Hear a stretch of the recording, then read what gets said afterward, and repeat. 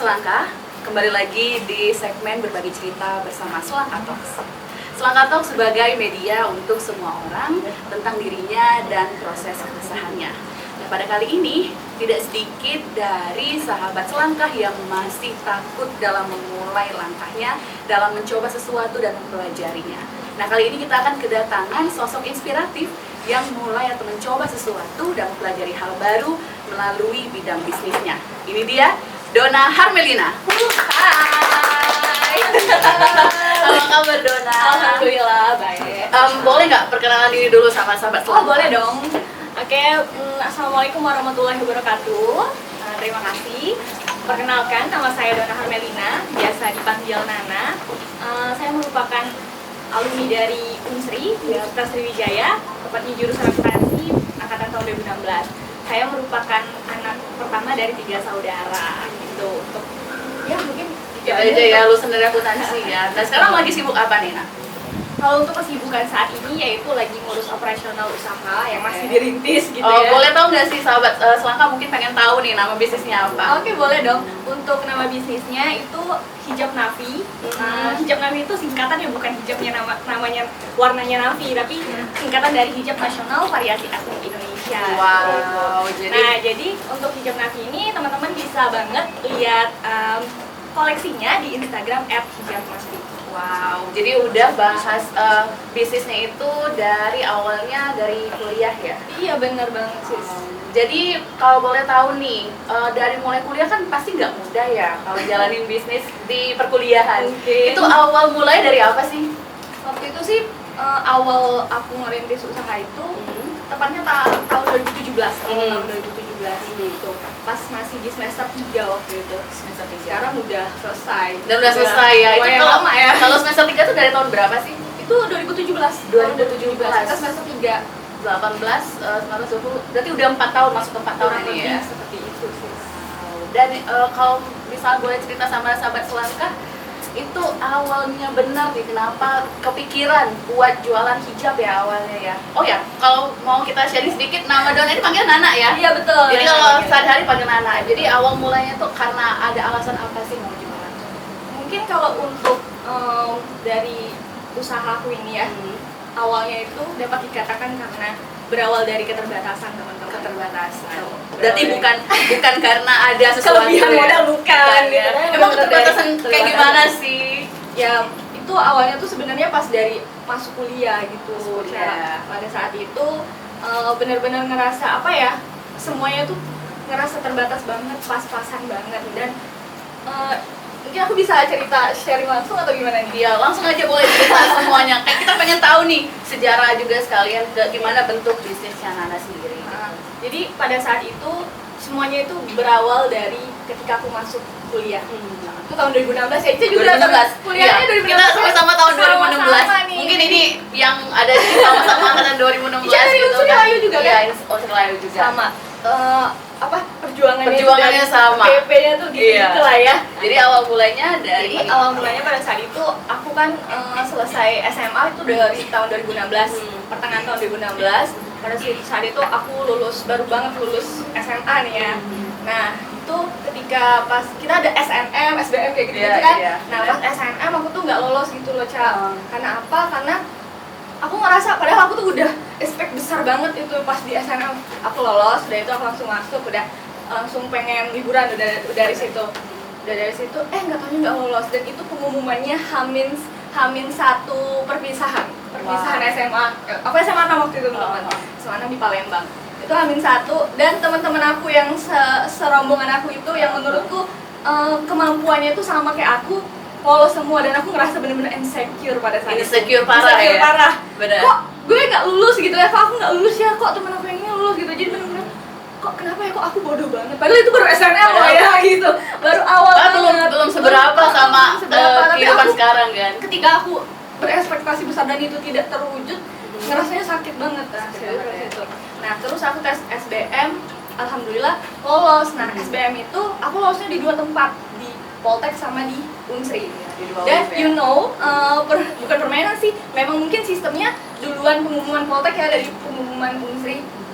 Waktu itu pengumuman Poltek duluan, terus aku dinyatakan lolos di situ tapi bukan dengan jurusan yang aku benar-benar inginkan gitu. Apa ya waktu itu administrasi bisnis kalau nggak salah, padahal aku tuh pengen banget ke akuntansi gitu ya.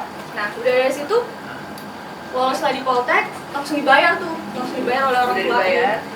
Dan pada saat itu juga kebetulan pas banget aku 3 saudara itu bersamaan masuk sekolah. Aku masuk kuliah, adekku yang pertama masuk SMP, yang satunya masuk SD kayak gitu. Berarti sama-sama pengeluaran tuh udah besar banget. Pas tahun itu tuh pengeluaran keluarga aku memang udah terbagi kayak gitu kan. Karena masuk ini, adikku masuk ini, udah kebagi gitu. Dan aku udah dibayarin tuh di Poltek pada saat itu, dan aku udah bayar.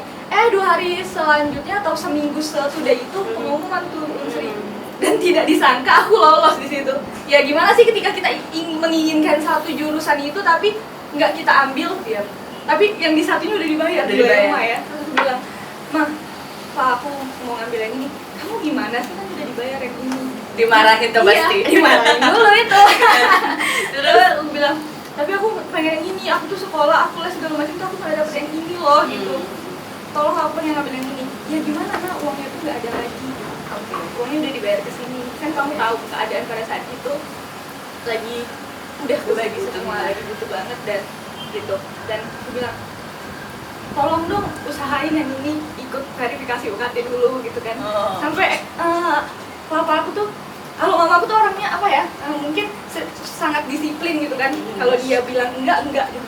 Kalau dia bilang iya, tapi kalau papaku benar-benar sangat mengerti, mungkin sangat mengerti kepada aku gitu kan. Ya pada saat itu papaku bilang, dan situ aku disidang dulu Cak pada saat itu.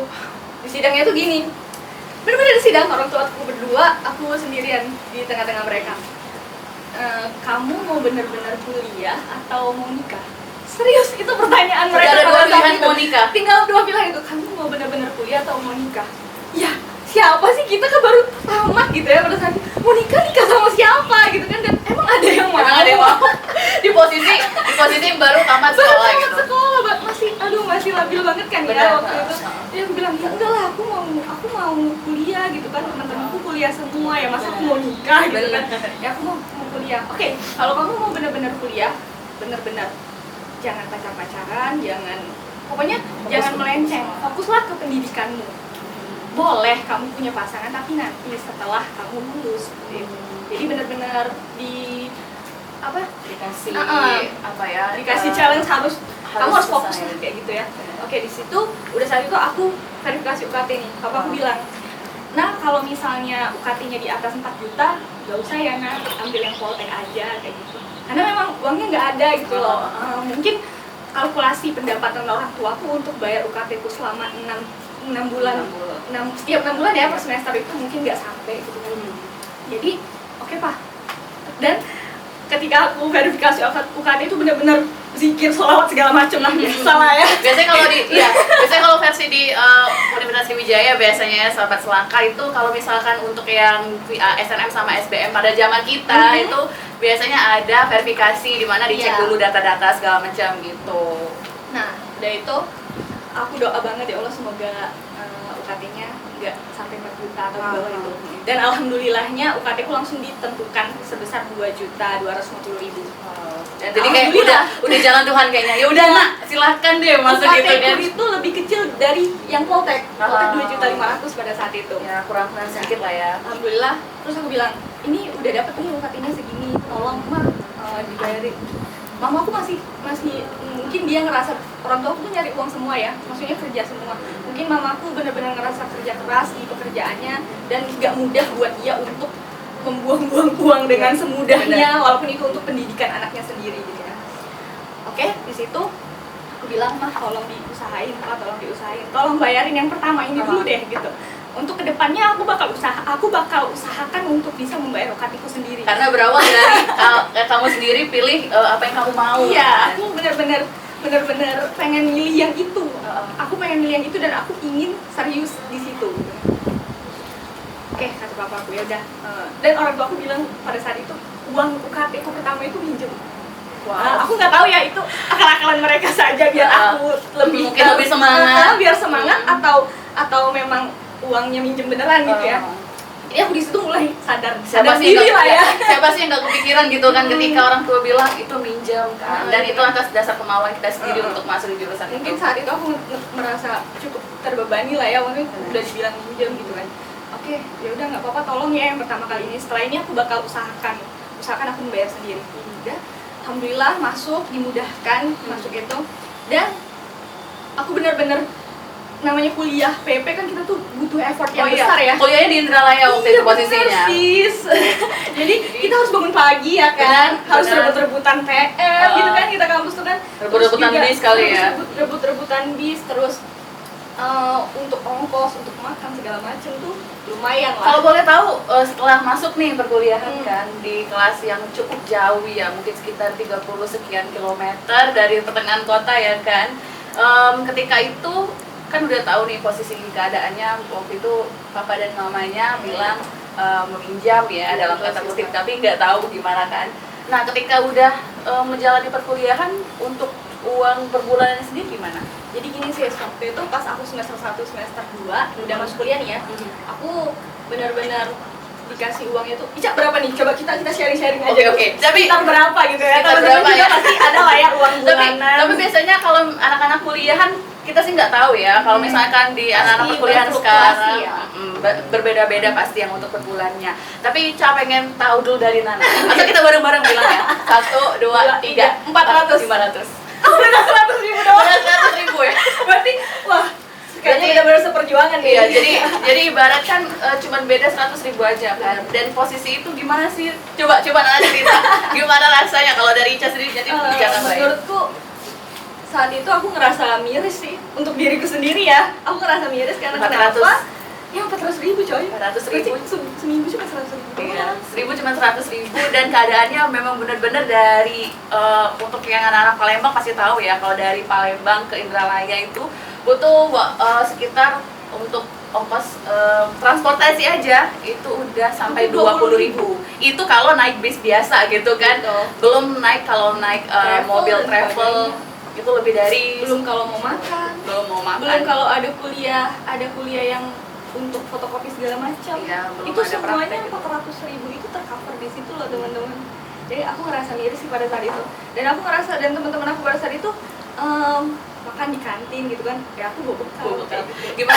Gimana rasanya dapat 400.000 ketemu teman-teman? Ya menahan diri. Menahan diri. Menahan diri ketika teman-teman, ya nah kita ke ini dulu, aku menahan diri. Itu semester 1, semester 2 ya. Aku kerasa banget. Jadi aku masih idealis banget pada saat itu. Jadi mahasiswa kupu-kupu, kuliah pulang karena aku ngerasa itu pas-pasan banget nggak sih Ca? Benar. Ya kan? Gak ada kepikiran untuk bisnis sekarang ya. Belum ada kepikiran. Nah, gongnya ketika Nana bilang oke, aku harus 400.000 ini kayaknya nggak cukup untuk sehari-hari aku. Apa yang Nana lakuin ketika itu? Sebenarnya aku waktu itu aku sempat ngajar les anak-anak kecil kayak gitu di sekitar rumah. Dan itu untuk pendapatan juga semampu mereka. Anak-anak SD. Kayaknya kita sama deh. Iya, kita ngajar juga. Ibarat kata tuh badai yang sama tapi kapal yang berbeda ya. Gitu. Jalannya tuh beda tapi badai sama-sama, obstacle-nya sama Perjuangannya gitu. sama gitu ya. Jadi ketika ya aku ngajar anak-anak kecil, terus juga aku sempet jualan kuliner juga pada saat itu, jualan makanan. pisang lumer pada 2016 lagi ini banget kan, 2017-an gitu, 16-17 tuh lagi jual makanan tuh booming banget itu. mulailah terpikir untuk jualan. Jadi aku gitu dapat kan. uang dikit-dikitnya itu, dapat seseran lah bahasanya tuh ya, dari ngajar tadi sama jual pisang lumer itu teman-teman. Aku ngerasa bisa kebantu lah kalau aku ada keperluan mendadak ataupun apa gitu ya.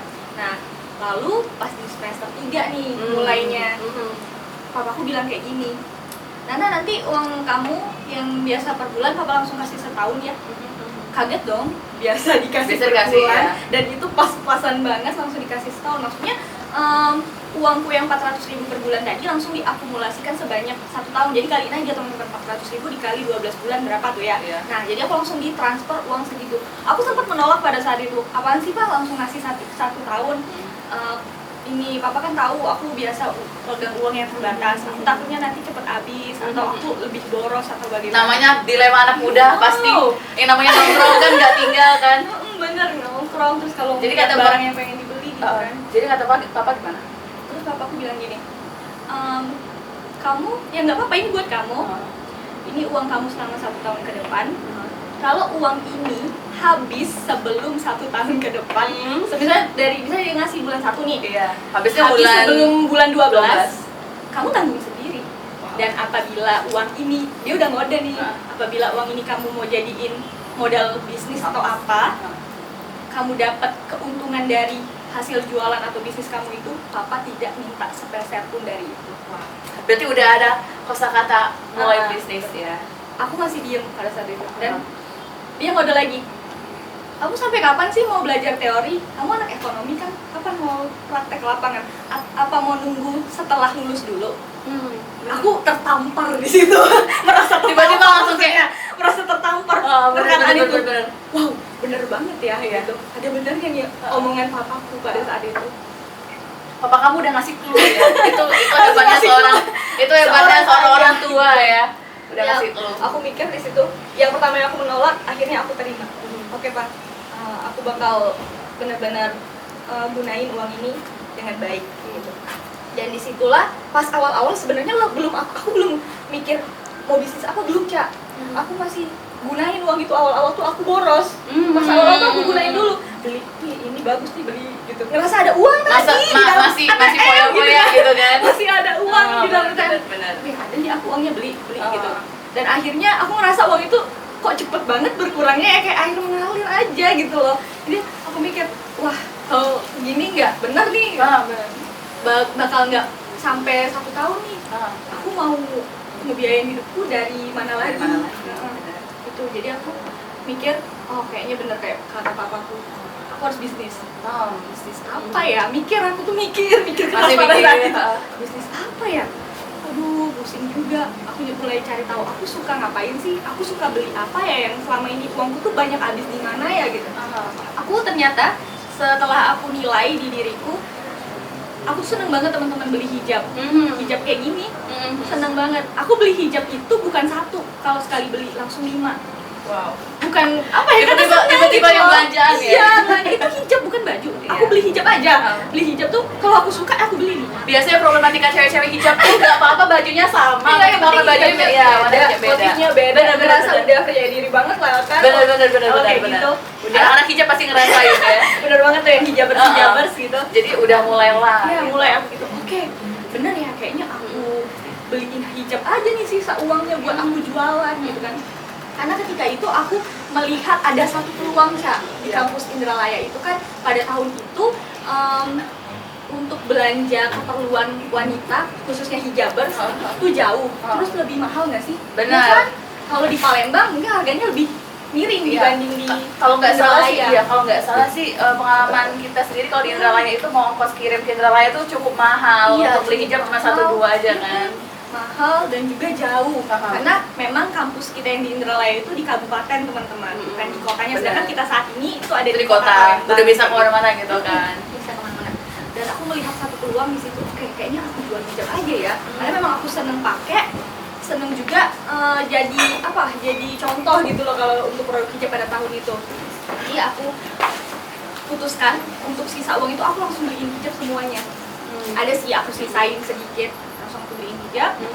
Kemudian sudah itu ini aku mulai jualan tuh. Jadi uangnya aku langsung beli hijab. Aku tahu tempat resellernya gitu. Jadi awalnya aku tuh reseller teman-teman. Jadi bukan langsung produksi, bukan.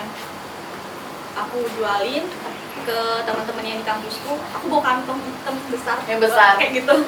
Dari kampus Bukit ke Indralaya itu bawa gitu. Ada sih dilemanya.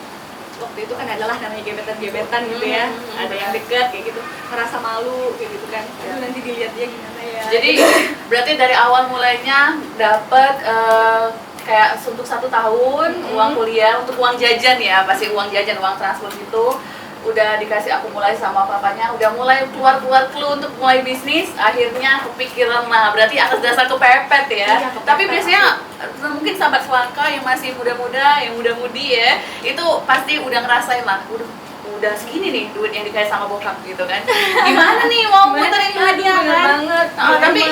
Tapi banyak kan sih yang kayak bingung kan mau gimana kan. Dan Nana sendiri udah mulai kayak oke, bisnis gitu ya. Berarti Nana lihat peluang di situ. Peluang dan aku berani.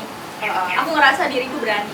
Bukan aku bangga diri ya, tapi aku ngerasa aku ketika ada peluang, aku ngerasa itu aku belum bisa sepenuhnya, aku langsung ambil dulu. Aku pelajarin sambil aku menjalankannya. That's the point. Jadi sahabat selangkah, kalau misalnya mau mulai sesuatu tuh jangan terlalu banyak mikir ya. Ya udah langsung eksekusi aja ya kan. Jangan ragu, jangan takut gitu. Harus berani. Walaupun kamu perempuan, harus ada keberanian di dalam diri kamu untuk mengambil sebuah keputusan yang menentukan bagaimana jalan hidup kamu ke depannya. Benar. Terus setelah itu mulai tuh bisnis. Nah, bisnis. Biasanya bisnis itu tidak seindah yang dibayang. Nggak seindah yang kayak orang-orang dapat untungnya diputar lagi kayak gitu kan. Ada nggak sih? Ini namanya anak kuliahan ya. Betul. Ada nggak sih kayak insecure, kayak katakan tadi bawa kantong, terus juga ada nggak sih rasa kayak atau ada yang ngatain gitu dari belakang? Ada dong, pasti Boleh ada. deh cerita. Ada. Jadi itu pada saat itu aku bawa kantong kayak gitu kan ke kampus. Dan lumayan banyak, bukan sedikit, dan itu kantong hitam. Ada aja, bukan teman dekat ya, teman yang asal kenal aja bilang, Nana kamu mau kuliah atau jualan sih? Kayak gitu. Memang dia santai aja ngomong, tapi aku ngerasa dengerin kok sakit ya, gitu. Kok sakit ya ketika dia bilang seperti itu. Tapi ya udah aku senyumin aja, jangan ambil pusing. Terkadang teman-teman, kita itu tidak perlu memperdulikan omongan orang, dan terkadang itu tuh memang harus bersikap bodoh amat untuk omongan orang yang negatif ke kita. Dan aku ketika itu aku merasa sakit, hatiku sakit ya sakit, tapi aku ya udah nggak bodoh amat lah. Lu juga nggak bayarin kuliah aku, kamu juga nggak ngasih uang jajan ke aku kan, enggak. Cuma nilai aja, yang ngejalanin prosesnya kan aku, bukan kamu. Gitu kan? Benar. jadi selama itu ya udahlah, jalanin aja ya. Yang penting ya bodo amat sama orang lain. Benar banget. Kita harus bersikap bodo amat. Itu yang penting. Jadi anak muda jangan mikirin yang hal yang lain, bodo amat aja deh. Mau bilang apa, yang penting yang udah lakuin tuh dilakuin aja gitu. Ketika kamu melakukan hal-hal yang positif dan itu di jalan yang benar, dan yang kamu cari itu ya dari bisnis yang halal, kenapa takut sih? Maju aja terus sambil belajar. Pasti kita bisa kok. Yakin aja. Intinya semua itu teman-teman berawal dari pikiran, berawal dari mindset kita. Karena apa? Mindset kita itu, pikiran kita tuh berperan besar banget untuk kehidupan kita. Mindset, pikiran positif ya, terutama pikiran yang positif, jangan pikiran negatif. Karena pikiran positif akan berpengaruh ke tindakan atau cara kita. Nah, terus cara kita itu bakal berpengaruh ke perilaku yang kita lakukan. Benar. Perilaku itu akan mempengaruhi kebiasaan atau habit kita sehari-hari. Dan kalian tahu, habit atau kebiasaan kita sehari-hari itu sebagai penentu nasib baik yang akan kita terima di kemudian hari. Benar, selalu positive vibes ya. Bodo amat sama orang lain, positive vibes, terus aja, lanjut aja. Nih, itu yang banyak yang nyinyir-nyinyir ya kan. Sekarang ada nggak sih fase-fase Nana tuh kayak, udah deh, aku mau selesai sama bisnis ini, udah capek, ada mungkin bosen, pasti ada lah kayak namanya bisnis itu bosen, masa-masa downnya ada nggak? Itu gimana ngatasinnya? Ya benar banget, namanya kita manusia ya, manusiawi aja. Iman kita tuh kadang tinggi, kadang turun, kadang kuat, kadang lemah, kayak gitu kan. Dan iman kita sangat mempengaruhi semangat hidup kita gitu. Benar. Dan ketika aku pada saat itu aku ada ngerasa, aduh kayaknya udahan aja ya bisnisnya, capek kayak gitu. Karena capek ya. Berarti fase downnya tuh karena capek, dikatain juga. Terus ya banyak lah tuntutan dari orang terdekat juga yang ngerasa, aduh kok hidupku kayak gini banget ya gitu. Aku pernah ngerasain kayak gitu, pernah banget pada saat itu. Tapi cara aku mengatasinya balik-balik ke diriku sendiri, balik-balik ke pribadi kita, bagaimana cara kita menyikapi itu.